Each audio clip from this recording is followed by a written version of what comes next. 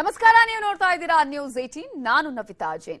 ರಾಜಕೀಯ ಪಕ್ಷಗಳ ಹೊಸ ಅಬ್ಬರ. ಬಿಜೆಪಿ ಸಹಾಯವಾಣಿ ಏನಿದರ ಉದ್ದೇಶ? ತೇಜಸ್ವಿ ಸೂರ್ಯಗೆ ಟಕ್ಕರ್, ಎಂಬಿಪಿ ಸಹಾಯವಾಣಿ ಸೀಕ್ರೆಟ್, ಹೆಲ್ಪ್ ಲೈನ್ ಹಂಗಾಮ.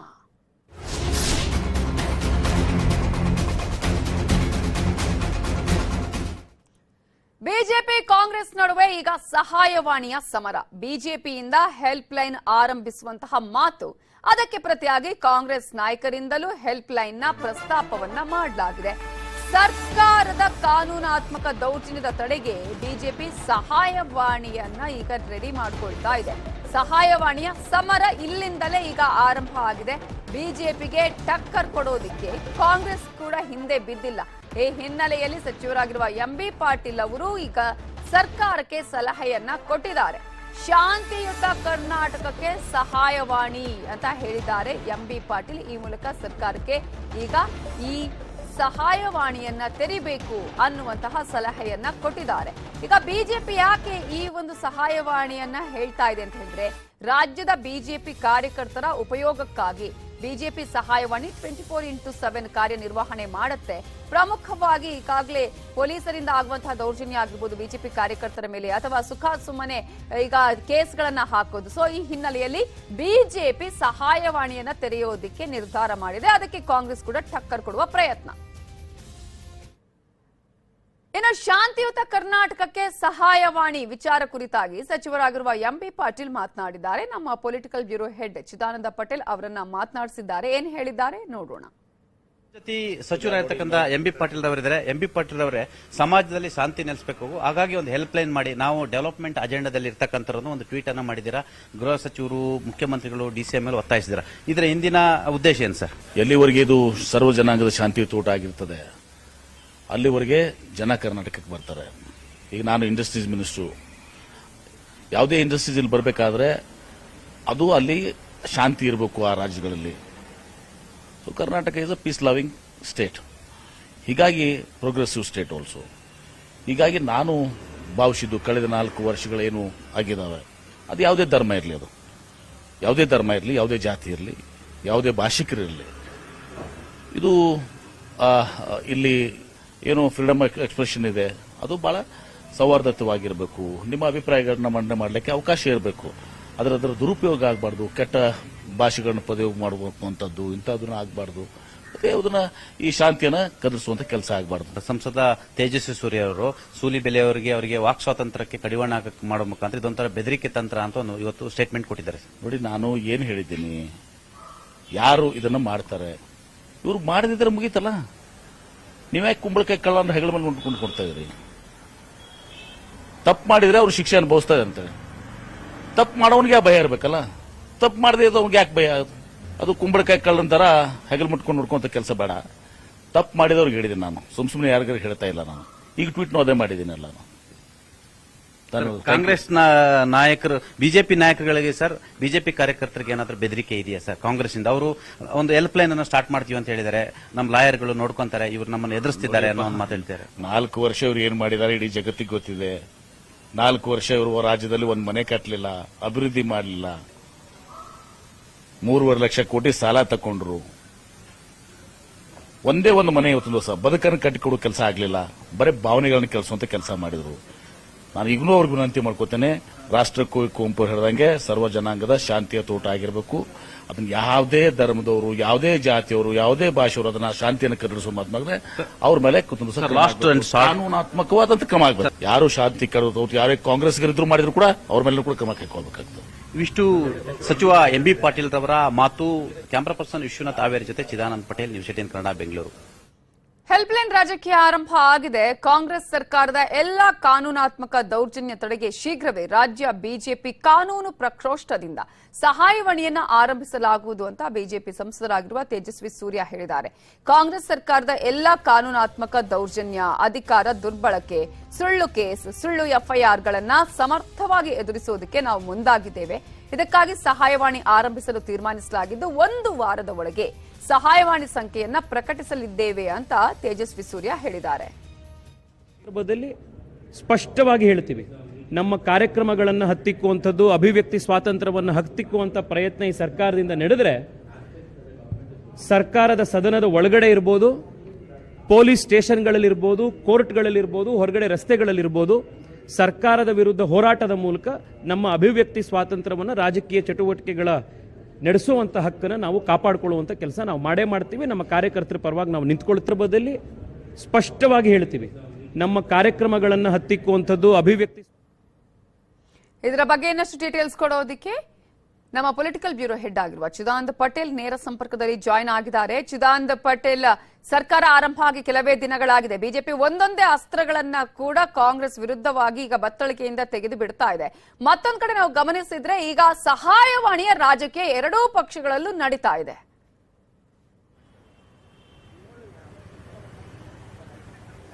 ಖಂಡಿತವಾಗಿಯೂ ನವಿತಾ ಜೈನ್ ಈಗಾಗಲೇ ಹಿರಿಯ ಸಚಿವರಾಗಿರ್ತಕ್ಕಂಥ ಎಂಬಿ ಪಾಟೀಲ್ ರವರು ಶಾಂತಿಯುತ ಕರ್ನಾಟಕ ಅಂತೇಳಿ ಒಂದು ಪೊಲೀಸ್ ಸಹಾಯವಾಣಿಯನ್ನು ತೆರಬೇಕಂತೇಳಿ ಗೃಹ ಸಚಿವರು ಮುಖ್ಯಮಂತ್ರಿಗಳಿಗೆ ಈಗ ಆಗ್ರಹವನ್ನು ಮಾಡಿರುವಂಥದ್ದು. ಆ ಮುಖಾಂತರ ಕರ್ನಾಟಕದಲ್ಲಿ ಶಾಂತಿ ನೆಲೆಸಬೇಕಾಗಿದೆ, ಸರ್ವಜನಾಂಗದ ಶಾಂತಿಯ ತೋಟ ಕರ್ನಾಟಕ ಆಗಿರುವಂಥದ್ದು.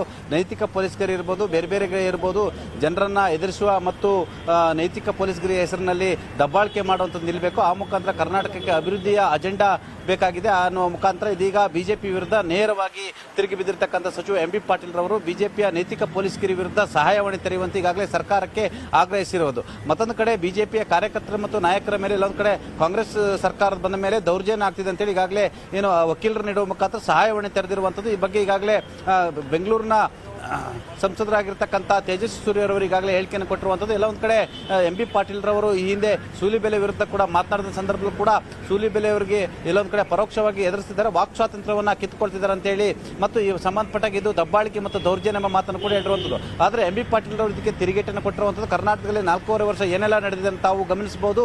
ಮತ್ತು ಸರ್ವಜನಾಂಗದ ಶಾಂತಿಯ ತೋಟವನ್ನು ಹಾಳು ಮಾಡಿರುವಂಥದ್ದು. ಪರೋಕ್ಷವಾಗಿ ಎಲ್ಲೊಂದು ಕಡೆ ಕರ್ನಾಟಕದಲ್ಲಿ ಕಾನೂನು ಸುವ್ಯವಸ್ಥೆ ಹಾಳಾಗಿರುವ ಕಾರಣಕ್ಕಾಗಿ ಯಾರು ಕೂಡ ಇನ್ವೆಸ್ಟರ್ಸ್ ಬರ್ತಿಲ್ಲ. ನಾವು ಮುಂದಿನ ದಿನಗಳೇ ಕಾನೂನು ಸುವ್ಯವಸ್ಥೆ ಮತ್ತು ಉತ್ತಮವಾದ ವ್ಯವಸ್ಥೆಯನ್ನು ಮಾಡ್ತೀವಿ, ಅಂದರೆ ಸರ್ವಜನಾಂಗದ ಶಾಂತಿಯ ತೋಟವನ್ನು ಮಾಡ್ತೀವಿ. ಯಾಕಂತ ಹೇಳಿದ್ರೆ ಎಸ್ ಎಂ ಕೃಷ್ಣ, ಬಿಡಿ ಜತಿಯಿಂದ ಹಿಡಿದು ವೀರೇಂದ್ರ ಪಾಟೀಲ್ರಿಂದ ಹಿಡಿದು ಈಗಿನ ಸಿದ್ದರಾಮಯ್ಯನವರು ಕೂಡ ಉತ್ತಮ ಆಡಳಿತವನ್ನು ನಡೆಸಿಕೊಂಡು ಬಂದಿದ್ದಾರೆ. ಹಾಗಾಗಿ ನಮ್ಮ ಆಡಳಿತವನ್ನು ನೋಡಿ ಎಲ್ಲೊಂದು ಕಡೆ ಇನ್ವೆಸ್ಟರ್ಸ್ ಕರ್ನಾಟಕಕ್ಕೆ ಬರ್ತಾರೆ ಅನ್ನೋ ಮುಖಾಂತರ ಬಿಜೆಪಿ ಆಡಳಿತದಲ್ಲಿ ಎಲ್ಲೊಂದು ಕಡೆ ಇನ್ವೆಸ್ಟರ್ಸ್ ಇಲ್ಲಿ ಇರ್ತಕ್ಕಂಥ ಏನು ಶಾಂತಿ ಕದಡುವ ಕಾರಣಕ್ಕಾಗಿ ಮತ್ತು ಶಾಂತಿ ಸುವ್ಯವಸ್ಥೆ ಹಾಳಾಗಿರುವ ಕಾರಣಕ್ಕಾಗಿ ಬರ್ತಿರಲಿಲ್ಲ.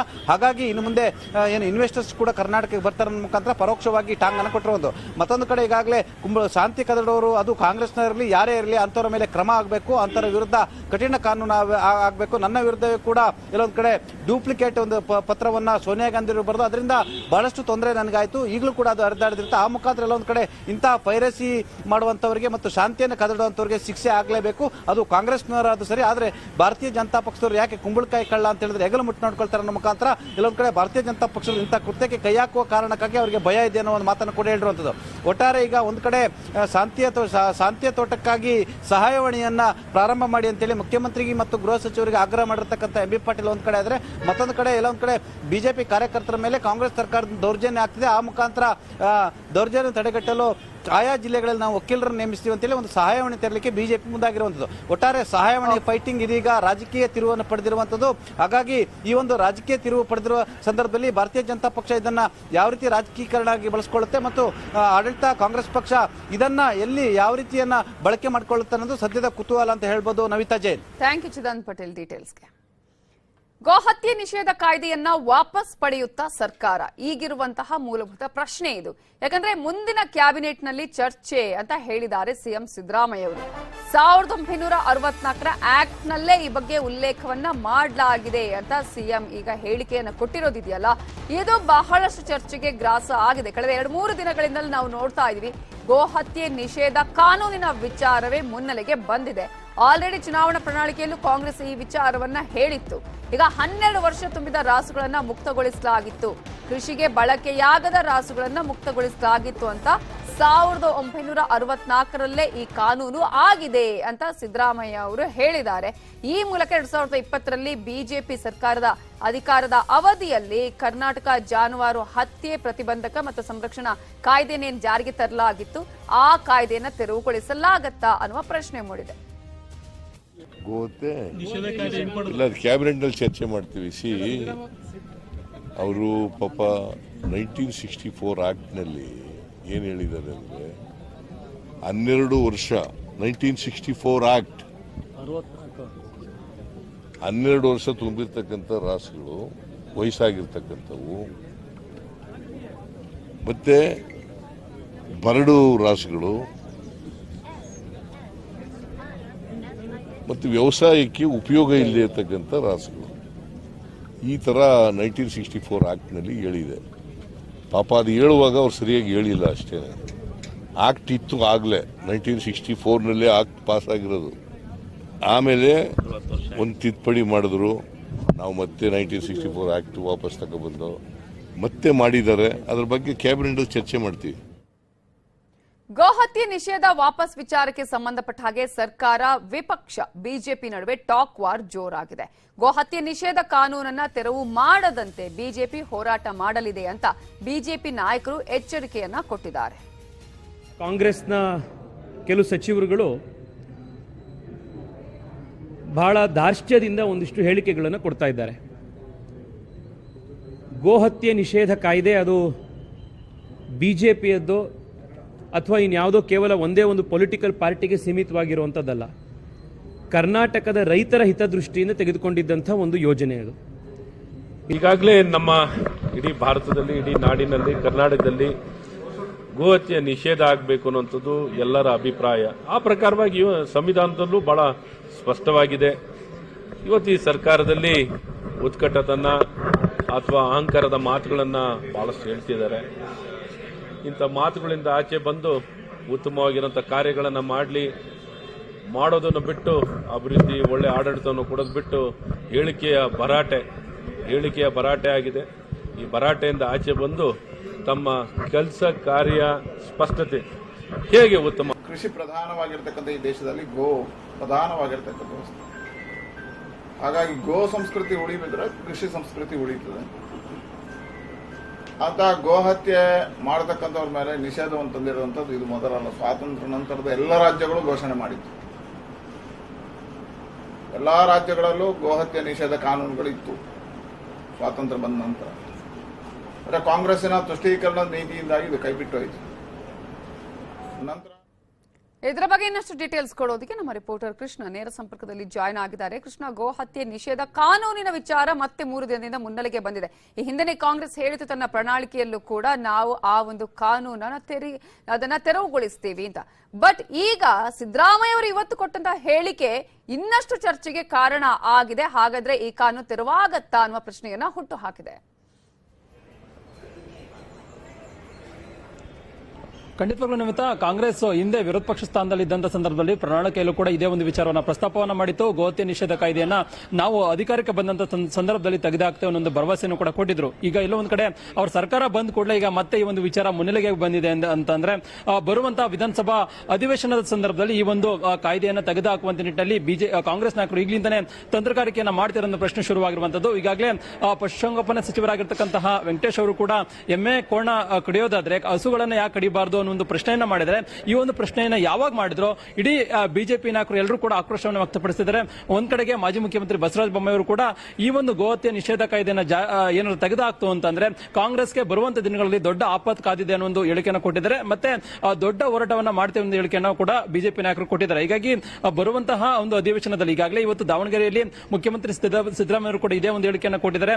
1964 ಆಕ್ಟ್ ನಲ್ಲಿ ಪ್ರಮುಖವಾಗಿ 12 ವರ್ಷ ಪೂರೈಸಿದ ಹಸುಗಳನ್ನ ಯಾಕೆ ಮುಕ್ತಿಗೊಳಿಸಬಾರದು ಅನ್ನೋ ಒಂದು ಹೇಳಿಕೆಯನ್ನು ಕೊಟ್ಟಿದ್ದಾರೆ. ಹೀಗಾಗಿ ಈ ಹಿಂದೆ ಇದ್ದಂತಹ ಒಂದು ಕಾಯ್ದೆಯನ್ನ ಮತ್ತೆ ಮುಂದುವರಿಸುವಂತ ನಿಟ್ಟಿನಲ್ಲಿ ಕಾಂಗ್ರೆಸ್ ನಾಯಕರು ಪ್ಲಾನ್ ಅನ್ನು ಮಾಡಿಕೊಂಡಿದ್ದಾರೆ. ಹೀಗಾಗಿ ಬರುವಂತಹ ಅಧಿವೇಶನದಲ್ಲಿ ಈ ಒಂದು ಕಾಯ್ದೆಯನ್ನ ರದ್ದು ಮಾಡುವಂತ ನಿಟ್ಟಿನಲ್ಲೂ ಕೂಡ ಮುಖ್ಯಮಂತ್ರಿಗಳು ತೀರ್ಮಾನವನ್ನು ಮಾಡಿದ್ದಾರೆ ಅನ್ನೋದು ಕೂಡ ಹೇಳಲಾಗ್ತಾ ಇದೆ. ಹೀಗಾಗಿ ಅಧಿವೇಶನಕ್ಕೂ ಮುಂಚಿತವಾಗಿ ಯಾವೆಲ್ಲ ಚರ್ಚೆಯನ್ನು ಮಾಡಬೇಕು, ಯಾವೆಲ್ಲ ಚಿಂತನೆಗಳನ್ನು ಮಾಡಬೇಕು, ಆ ಒಂದು ಕಾರಣಕ್ಕೋಸ್ಕರವಾಗಿ ಈ ಒಂದು ಹೇಳಿಕೆಯನ್ನ ಕಾಂಗ್ರೆಸ್ ನಾಯಕರು ಕೊಡ್ತಿದ್ದಾರೆ ಅನ್ನುವಂಥದ್ದು. ಈಗಾಗಲೇ ಬಿಜೆಪಿ ನಾಯಕರು ಕೂಡ ಈ ಒಂದು ವಿಚಾರವನ್ನ ಅತ್ಯಂತ ಗಂಭೀರವಾಗಿ ತೆಗೆದುಕೊಂಡಿದ್ದಾರೆ. ಬರುವಂತ ದಿನಗಳಲ್ಲಿ ಇದೇ ಒಂದು ವಿಚಾರದ ಮುಖಾಂತರವಾಗಿ ದೊಡ್ಡ ಹೋರಾಟವನ್ನು ಮಾಡುವಂತದಕ್ಕೂ ಕೂಡ ಬಿಜೆಪಿ ನಾಯಕರು ಪ್ಲಾನ್ ಅನ್ನು ಮಾಡಿಕೊಂಡಿದ್ದಾರೆ. ಒಂದ್ ಕಡೆಗೆ ಬೊಮ್ಮಾಯಿ ಆಗಿರಬಹುದು, ಮತ್ತೊಂದು ಕಡೆ ಮಾಜಿ ಸಚಿವರಾಗಿರ್ತಕ್ಕಂತಹ ಪ್ರಭು ಚವ್ಹಾಣ್ ಸೇರಿದಂತೆ ಪ್ರಮುಖವಾದಂತಹ ಬಿಜೆಪಿ ನಾಯಕರು ಕೂಡ ಇದೇ ಒಂದು ಹೇಳಿಕೆಯ ಮುಖಾಂತರವಾಗಿ ಹೋರಾಟವನ್ನ ಮಾಡ್ತಾ ಇದ್ದಾರೆ. ಹೀಗಾಗಿ ಮತ್ತೆ ಗೋಹತ್ಯೆ ನಿಷೇಧ ಕಾಯ್ದೆ ಅನ್ನುವಂಥದ್ದು ಬಿಜೆಪಿ ಮತ್ತೆ ಕಾಂಗ್ರೆಸ್ ನಾಯಕರ ನಡುವೆ ಒಂದು ರೀತಿ ವಾಕ್ಸಮರ ಜಟಾಪಟಿಗೆ ಕಾರಣವಾಗುವಂತಹ ಸಾಧ್ಯತೆ ಇದೆ. ಆದ್ರೆ ಸದ್ಯಕ್ಕಂತೂ ಕಾಂಗ್ರೆಸ್ ವಲಯದಲ್ಲಿ ಕೇಳಿ ಬರ್ತಾ ಇರುವಂತದ್ದು ಈ ಒಂದು ಗೋಹತ್ಯೆ ನಿಷೇಧ ಕಾಯ್ದೆಯನ್ನ ರದ್ದು ಮಾಡುವಂತ ನಿಟ್ಟಿನಲ್ಲಿ ಯಾವೆಲ್ಲ ಸಿದ್ಧತೆಯನ್ನ ಮಾಡ್ಕೊಳ್ಬೇಕು, ಅದ್ರ ಬಗ್ಗೆ ಸಂಬಂಧಪಟ್ಟಂತ ಸಚಿವರು ಕ್ರಮವನ್ನು ವಹಿಸಬೇಕು ಅನ್ನೋದ್ರ ಬಗ್ಗೆ ಕೂಡ ಕಾಂಗ್ರೆಸ್ ವಲಯದಲ್ಲಿ ಕೇಳಿ ಬರ್ತಾ ಇದ್ದಾವೆ. ಹೀಗಾಗಿ ಇದೇ ಒಂದು ವಿಚಾರ ಬರುವಂತ ದಿನಗಳಲ್ಲಿ ದಿನಗಳಲ್ಲಿ ಬಿಜೆಪಿಗೆ ದೊಡ್ಡ ಹೋರಾಟಕ್ಕೆ ಈ ಒಂದು ಅಸ್ತ್ರವಾಗಿ ಕೂಡ ಸಿಕ್ಕಿರುವಂತದ್ದು. ಹೀಗಾಗಿ ಕಾಂಗ್ರೆಸ್ ಮತ್ತೆ ಬಿಜೆಪಿಗೆ ಈ ಒಂದು ವಿಚಾರ ದೊಡ್ಡ ಮಟ್ಟದಲ್ಲಿ ಬರುವಂತ ದಿನಗಳಲ್ಲಿ ಜಟಾಪಟಿಗೆ ಕೂಡ ಕಾರಣವಾಗುವಂತ ಸಾಧ್ಯತೆ ಇರುವಂತದ್ದು. ಕೃಷ್ಣ ಡೀಟೇಲ್ಸ್ಗೆ. ಬೆಂಗಳೂರು ಅಭಿವೃದ್ಧಿ ಸಭೆಯಲ್ಲಿ ಡಿಕೆ ಶಿವಕುಮಾರ್ ಗರಂ ಆಗಿದ್ದಾರೆ. ನೀವು ಯಾವುದೇ ರಾಜಕೀಯ ಪಕ್ಷದವರೂ ಆಗಿರಬಹುದು, ಆದ್ರೆ ರಾಜಕೀಯ ಬಿಟ್ಟು ನಾವಿಲ್ಲಿ ಅಭಿವೃದ್ಧಿ ಮಾಡೋಣ ಅಂತ ಡಿಕೆ ಶಿವಕುಮಾರ್ ಸಲಹೆಯನ್ನ ಕೊಟ್ಟಿದ್ದಾರೆ. ಬೆಂಗಳೂರು ಅಭಿವೃದ್ಧಿ ಸಭೆಯಲ್ಲಿ ಡಿಕೆ ಶಿವಕುಮಾರ್ ಗರಂ ಆಗಿದ್ದಾರೆ. ಯಾಕೆ, ಯಾರ ವಿರುದ್ಧ? ರಾಜಕೀಯನೇ ಮಾಡ್ತೀನಿ ಅಂತ ಹೇಳಿದ್ರೆ ನಾನು ಅದಕ್ಕೂ ರೆಡಿ ಅಂತ ಹೇಳಿದ್ದಾರೆ. ವಾರ್ನಿಂಗ್ ಕೊಟ್ಟಿದ್ದಾರೆ. ಪ್ರೀತಿಗೂ ಸೈ, ಸಂಘರ್ಷಕ್ಕೂ ಸೈ ಅಂತ ಹೇಳಿದ್ದು ಡಿಕೆ ಶಿವಕುಮಾರ್.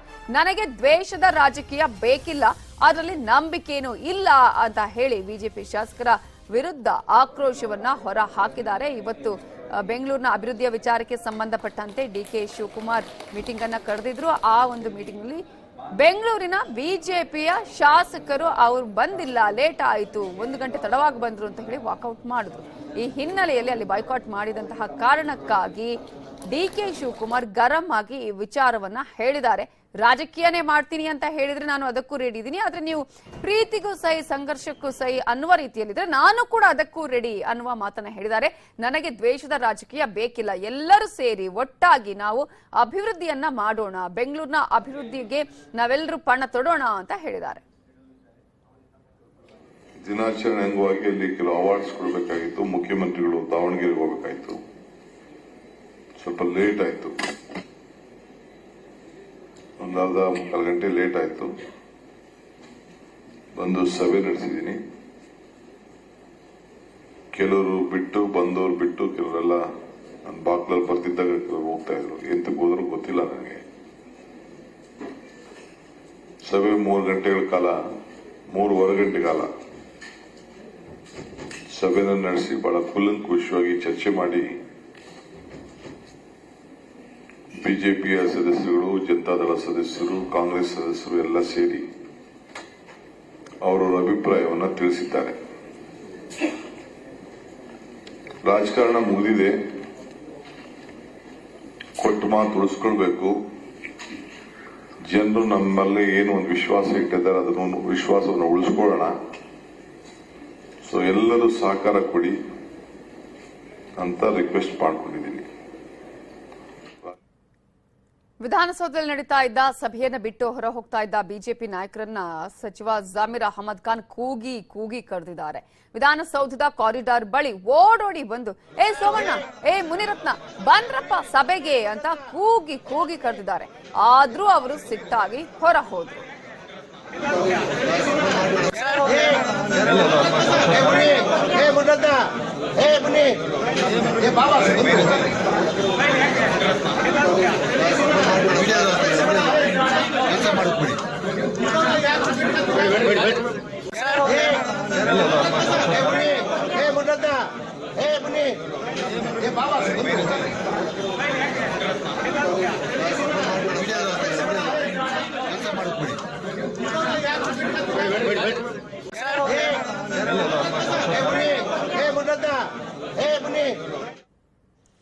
ಬೆಂಗಳೂರು ಅಭಿವೃದ್ಧಿ ಕುರಿತ ಸಭೆಯನ್ನ ಬಾಯ್ಕಾಟ್ ಮಾಡಿದಂತಹ ಬಿಜೆಪಿ ನಾಯಕರು ಅಭಿಷೇಕ್ ಅಂಬರೀಶ್ ಅವರ ಮದುವೆಯಲ್ಲಿ ಹಾಜರಾಗಿದ್ರು.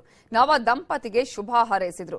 ಮದುವೆಗೆ ತಡ ಆಯ್ತು ಅನ್ನುವ ನೆಪವನ್ನ ಹೇಳಿ ಅಭಿವೃದ್ಧಿ ಸಭೆಯನ್ನ ಬಾಯ್ಕಾಟ್ ಮಾಡಿದ್ರ ಅನ್ನುವ ಪ್ರಶ್ನೆ ಈಗ ಎದ್ದಿದೆ. ನೀವು ಫೋಟೋಗಳಲ್ಲೂ ನೀವು ನೋಡ್ತಾ ಇದ್ದೀರಾ. ಅಲ್ಲಿ ವಿಶ್ವನಾಥ್ ಆಗಿರ್ಬೋದು, ಸೋಮಶೇಖರ್ ಅವರು, ಭೈರತಿ ಬಸವರಾಜ್, ಮುನಿರತ್ನ ಅವರು ಅಲ್ಲಿ ಸಭೆಗೆ ಲೇಟ್ ಆಗಿ ಬಂದ್ರು ಡಿಕೆಶಿ ಅನ್ನುವಂತಹ ಕಾರಣಕ್ಕಾಗಿ ಅಲ್ಲಿ ಸಭೆಯನ್ನೇ ಬಿಟ್ಟು ಹೊರ ಬಂದ್ರು. ಆದ್ರೆ ಇಲ್ಲಿ ಮದುವೆಯಲ್ಲಿ ಹಾಜರಾಗಿದ್ರು.